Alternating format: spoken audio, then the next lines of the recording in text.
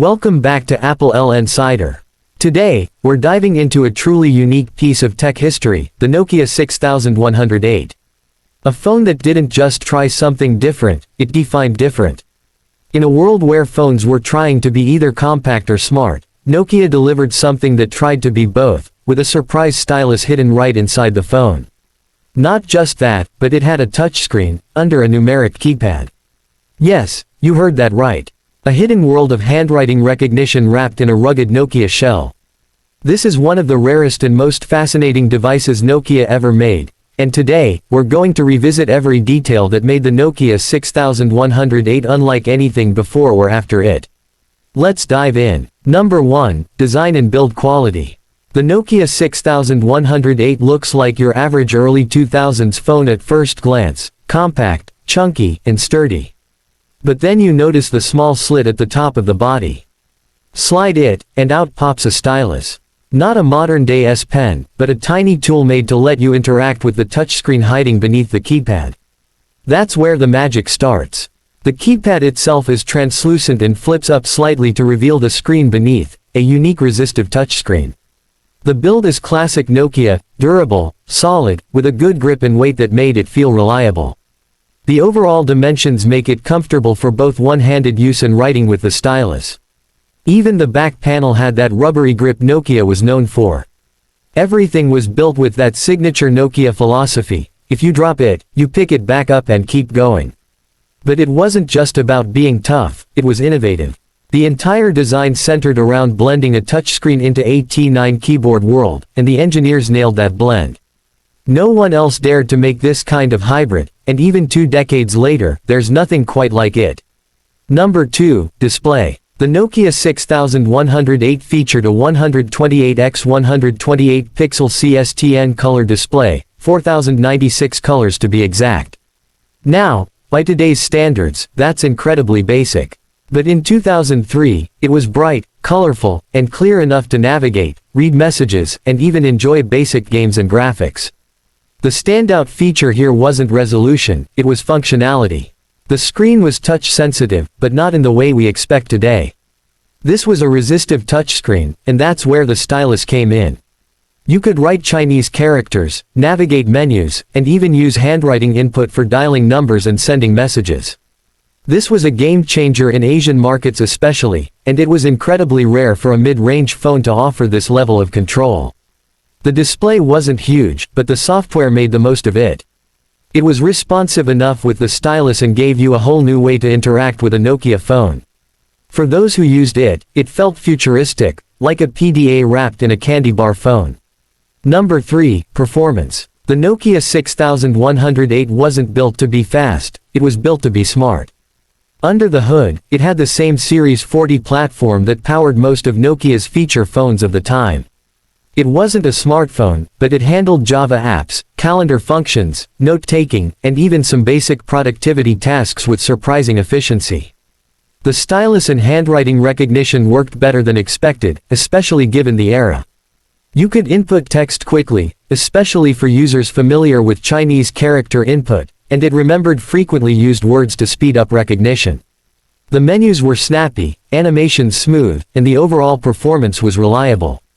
You weren't going to multitask, but you could do everything you needed, from SMS to calendar entries to Java-based apps like Opera Mini. This phone showed that performance wasn't just about speed. It was about creativity, and how smart features could live inside a regular-looking phone. Number 4, Camera. Actually, there isn't one. And that's part of the story. The Nokia 6108 launched in a time where cameras were becoming more common in phones, but this device skipped it entirely. Why? Because the focus was elsewhere. Nokia wasn't aiming for fun snapshots. They were targeting professionals, business users, and language learners. The stylus and handwriting support were more valuable than a basic VGA camera. So no, you couldn't take photos. But in return, you got something far more innovative for the time: a tool for writing, navigation, and communication. If you needed a camera, you bought a separate device. But if you needed a writing tool in your pocket, this phone was it. Number 5, Battery Life. One of Nokia's strongest areas, and the 6108 didn't disappoint. With a BL4C 820 mAh removable battery, the phone could last up to 6 days on a single charge with normal use. Talk time, easily up to 3 to 4 hours. The magic came from the minimal power usage of the Series 40 OS and the small screen. Even with the Stylus input and touchscreen functionality, it didn't drain fast. You could write messages, use apps, and play Java games without killing your battery. And of course, being a Nokia, charging was fast, simple, and done with that classic thin-pin charger we all remember. This was a phone you charged once, forgot about for days, and still trusted when you needed it. A modern-day power bank couldn't beat this consistency. Number 6. Software and features. Running Nokia's Series 40, the 6108 came loaded with utility tools like calculator, calendar, notes, to-do lists, and even voice memo. It also supported Java MIDP 2.0, so you could install apps and games, something not all phones had at that price point. But what made it shine was the handwriting recognition software. It was advanced, especially for its time, and it worked with multiple scripts, mainly simplified Chinese, which made it a major hit in the Chinese-speaking markets. You could switch input modes from keypad to handwriting instantly. It also supported SMS, MMS, GPRS browsing, and Nokia's iconic ringtones and themes. The navigation was simple, intuitive, and the software never felt clunky. You could sync contacts, set reminders, and even send business cards via infrared. The 6108 wasn't smart in the way Android or iOS is today, but it was clever. And sometimes, that's even better. Number 7. Value for money. In 2003, the Nokia 6108 retailed at a mid-range price but delivered innovation that most flagship phones couldn't match. It wasn't for everyone, it was a niche device. But for those who needed or appreciated stylus input, handwriting recognition, or multilingual support, it was invaluable. It offered durability, reliability, and a feature that stood completely alone in the market. Even today, it holds collector value because of how different it was.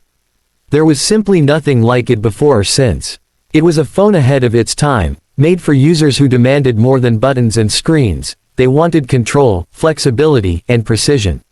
The 6108 gave them that, without the complexity of a full PDA or smartphone. For the price it launched at, it was more than worth it. And now, it's a hidden gem. In conclusion, the Nokia 6108 is a reminder of how bold, weird, and wonderful the mobile industry once was. A phone with a stylus hidden inside, a touchscreen buried under a keypad, and handwriting recognition built for precision. That's not just nostalgia. That's pure innovation. While most phones were adding cameras or polyphonic ringtones, Nokia gave us something genuinely useful for writing and navigating. It's one of the few phones in history that dared to mix two completely different worlds, the analog comfort of a keypad and the digital power of handwriting input. And even though it never became a global sensation, it still earns respect for doing what others wouldn't even attempt.